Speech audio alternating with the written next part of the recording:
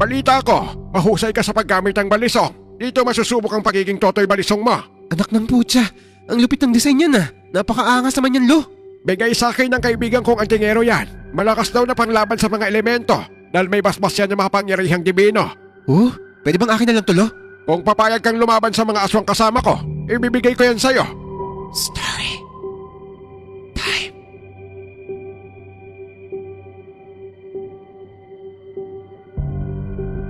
Totoy ang bansag sa akin, pero kalaunan ay nakilala ko bilang alias Totoy Balisong. Tubong Tondo, Manila ako, at bata pa lang ay namulat na ako sa magulong mundo. Ginawa kong umagahan, tanghalian, at hapunan ng pakikipagbasag ulo noon. Lagi ako nasasangkot sa gang war na usong-uso noon sa lugar namin, kaya madalas ako naiimbitahan sa mga presinto. Lumaki akong siga sa Tondo, hindi kasi ako mapapayag na tinatarantado lang ako Ang isa pang nagpapatapang sa akin ay ang kinabibilangan kong gang. Pero kahit nasakit sa ulo ako ng mga magulang ko at madalas nila akong pagalitan, ay hindi kailanman na walang respeto ko sa kanila. Ang pagiging barumbado ko ay depende sa kung ano ang trato sa akin ng ibang tao. Saka kahit siga ako, mahal ko ang mga kapatid ko. Ayokong matulad sila sa akin na patapon na ang buhay noon. Gusto kong makapag-aral sila at makapagtapos. Hindi tulad ko na wala nang mararating sa buhay. Minsan naman, naiisip ko magbagong buhay. Pero para sa mga katulad kong lumaking siga, hahabulin lang ako ng gulo at ng mga nakaaway ko. Alam kong huhusgahan niyo ako kung bakit ako ganito. Kaso sa magulong mundo na kinalakihan ko, ang tanging paraan para makasurvive ay yung lumaban kapag may gulo. Kailangan ko maging matatag para sa mga mahal ko sa buhay na hindi kayang lumaban. Dahil para sa akin, kung mahina ka, aapihin ka ng mga tao. Pero kapag matapang ka, katatakutan ka naman nila. Kaya nga ako nabansagang Totoy Balisong dati sa amin Dahil sa balisong na palagi kong dala, ginagamit ko tong panakot sa kalaban. At syempre, pangdepensa na rin. Para sa akin, ang balisong ang matalik kong kaibigan noon. Dahil ito ang magsasalba sa akin kapag nagkarambulan na. Pero ang mga paniniwala kong to ay gumuho nang dumating ang hindi inaasahang pangyayari sa buhay ko. Ang balisong na inaasahan ko magliligtas sa buhay ko at buhay ng mga mahal ko ay siya palang muntik ng papatay sa kapatid ko.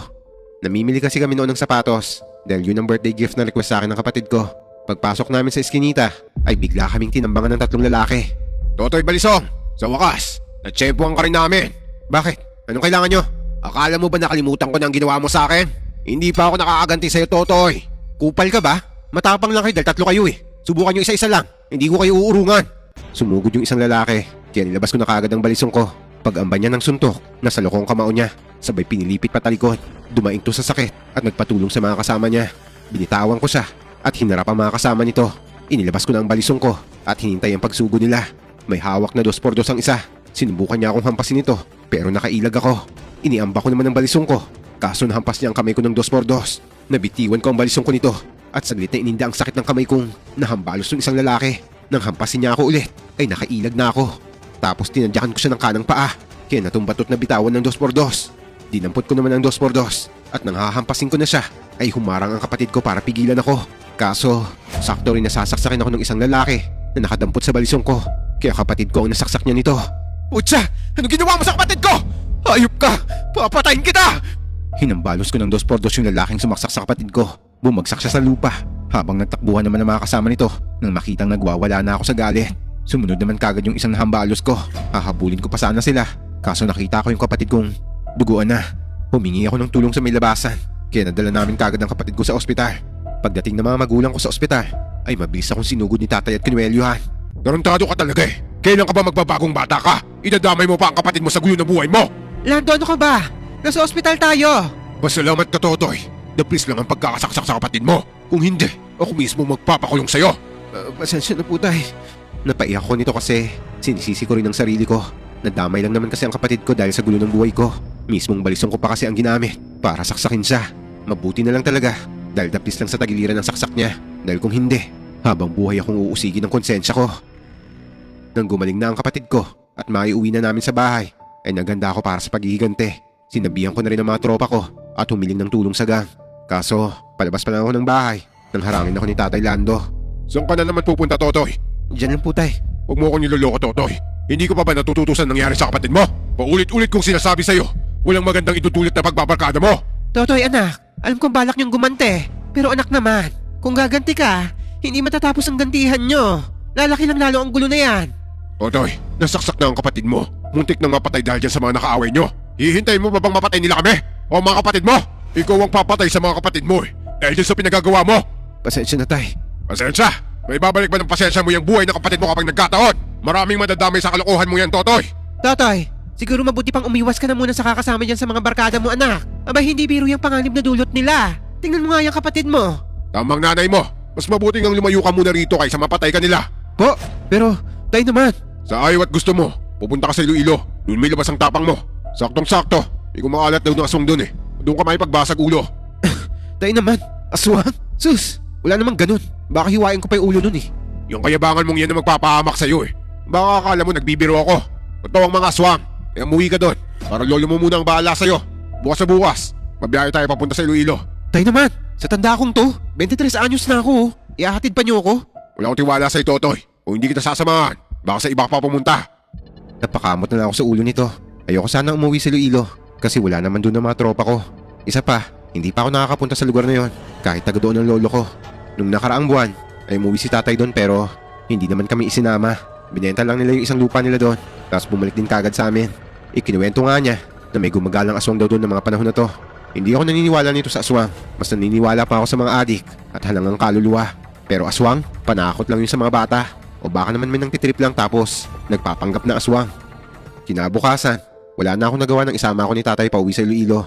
Kesa daw mapatay ako o kaya balikan ng mga nakalaban ko ay magpalamig daw muna ako sa bahay ni lolo. Kailangan ko namang sumunod muna kasi baka atakihin na sa sobrang nervyos ang nanay ko. Ayoko naman mangyari yon. Matagal din ang biyahe, nakakainip. Pagdating pa namin sa bahay ni lolo ay katanghali ang tapat na tapos malayo sa kabihasnan. Nakatiri kasi ang bahay ni lolo sa gilid ng daan. May malawak na lupain naman sa paligid nito kaya napakatahimik ng paligid. Malayo sa magulo, maingay at mausok na tondo dahil puro huni lang ng mga ibon at ibang mga hayop pang maririnig dito. Ang tanging nagustuhan ko lang dito noon ay ang preskong ihip ng hangin. Naabutan namin si Lolo Temyo na nakaupo sa tumbat-tumbat na ikinig ng radyo. O Totoy, magmano ka sa lolo mo. Lo, mano po? Si Totoy na ba to? Pinata na pala ang apo ko. At mukhang marami lang napaiyak na dalaga. Ay naku tay, ang nanay niyang madalas siyang paiyakin dahil sa nervyos. Puro sakit ng ulo ang binibigay sa amin yan dun eh. Ganun ba?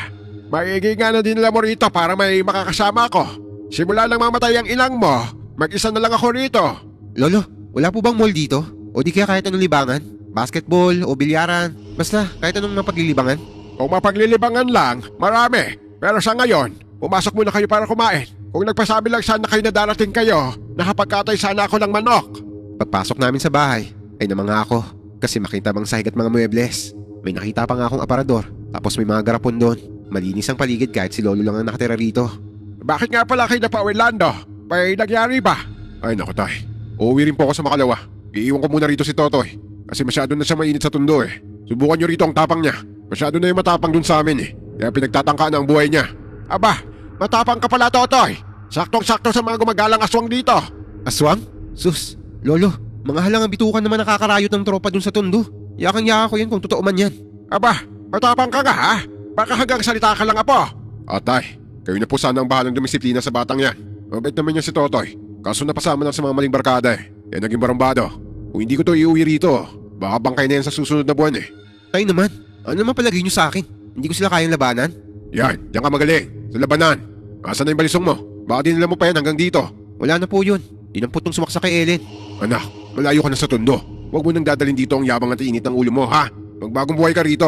Ako lang bahala sa pokong to. Dito sa poder ko, siguradong titino yan. Napapailing na lang ako sa kanila. Matapos kumain, ay lumabas ako para magyosi. Pinagmamasdan ko ang paligid nito. Magkakalayo ang mga bahay dito. Tiyak na hindi ako tatagal sa lugar na to. Iniisip ko nito na pag alis si tatay ilalarga na rin ako. Nang makalawa nga, ay bumiyahe na si tatay Lando pa uwi sa tundo. Ako naman ay naiwan kay lolo. Bagot na ako nito kasi wala nang ang kapitbahay na malapit. Wala pang mapaglibangan kundi radyo. Lo, saan na po bang sinasabi niyong libangan? Nakakabagot na po rito eh. Doon sa tundo. Kapag ganitong oras ay nasa paradahan na ako ng jeep at nagbabarker. O di kaya sa bilyaran at nagbabantay. Libangan baka mo. Halika, sumunod ka sa akin. Kahit ituro na lang po niyo lo kung saan yung bilyaran o basketball court dito. Ako na po dadayo. Walang bilyaran dito. At malayo naman ang basketballan. Halika na, sumama ka na lang sa akin. Sumama naman ako kay lolo. Pinasuot pa nga niya ako ng pantalon, long sleeve at sombrero. Ang baduy naman nito lo. Kung may kita ko ng mga chicks, pagtatawanan lang ako eh. Huwag kang mag-alala. Hindi ka pagtatawanan ni Romina. Romina? Sino naman po yan? Any chicks? Maganda naman po ba? Saka sexy? Aba, tignan mo na lang at ikaw na ang humusga. Tara na. Naglakad kami ni lolo hanggang sa makarating sa malawak ng lupa. May maliit na kubo dito At dito niya nilagay ang dalang basket na hindi ko alam kung anong laman. Nagtatakang ginala ko naman ang paningin sa paligid. Isang malawak na lupa at wala namang ibang tao bukod sa amin. Lo, anong gagawin natin dito? Hindi ba naghahanap ka ng libangan? Eto ang libangan. Mag-araro tayo. Lolo naman eh. Ano naman alam ko sa pag-aararo? Di tuturuan kita. Halika. Grabe ka naman, Lo. Akala ko naman pupunta tayo sa magandang pasalan o kaya sa bahay ng kaibigan nyo. Paano ko makikilala yung sinasabi nyong Romina? Tayo lang naman ang tao rito. Si Romina baka mo. Ayun siya, oh. Ninuso ni Lolo yung kalabaw na kumakain ng damo sa hindi kalayuan. Napakamot na lang ako sa inis habang si Lolo tawang-tawa sa pangbabatrip sa akin. Dalaga pa ang kalabaw kong yan, Totoy. Ay nako, mababaliw ako rito eh. Uuwi na lang ako sa amin, Lo. Bagot na ako rito eh. Hindi ka pwedeng umuwi dahil biniling ka sa akin ng tatay mo. Sige na, mag-araro na tayo. Dito may labas ang lakas mo kaysa nilalabas mo yan sa pakikipagsuntukan doon sa inyo. Hala, sige na. Buong maghapon kami sa bukid ni Lolo. Ang laman pala ng basket na dala niya ay baon namin para sa tanghalian.